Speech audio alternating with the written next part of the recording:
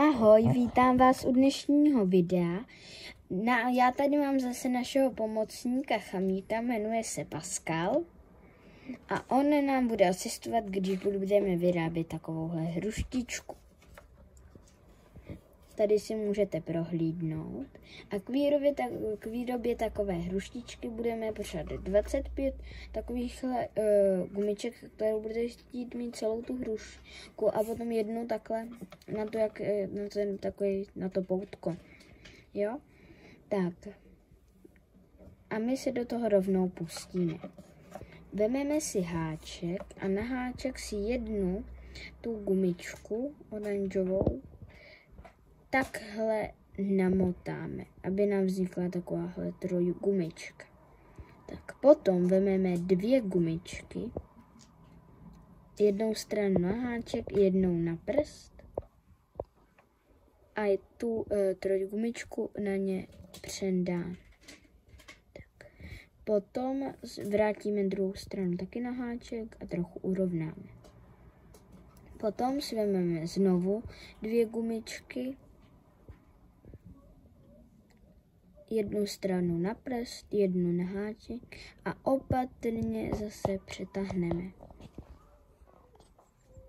Potom ještě jednou vemu dvě gumičky, dám jednu stranu na háček, jednu na prst a zase protáhnu. Tak. Potom uděláme jeden takový krok, druhý, tentokrát nebudeme ani žádnou gumičku brát. A takhle, jak máme tady tu trojgumičku, tak si ji pokusíme opatrně nabrat na háček, aby jsme nenabrali žádnou jinou, ani žádnou míň. Měli bychom tam mít takhle 3 gumičky. A teď si téhle strany nebudeme všímat, ale budeme si všímat jen toho, co jsme teď právě nadali na háček. Vezmeme si dvě gumičky, jednu stranu na háček, jednu na prst a protáhneme ty 3 gumičky takhle, aby jsme měli správně 8 gumiček na háčku, tady z každé strany 4. A potom vemu zase dvě gumičky, jednou stranou na prst, jednou na háček a zase opatrně protáhnu. Tak. Potom ještě jednou udělám to samé. Takže vemu dvě gumičky, jednou stranou na prst, jednou na háček a protáhnu. A ještě musíme jednou nabrat takhle tu trojgumičku, dát ji na háček opatrně, aby nám to takhle vypadalo. Jako trošku prohled, to tady máme natáhle.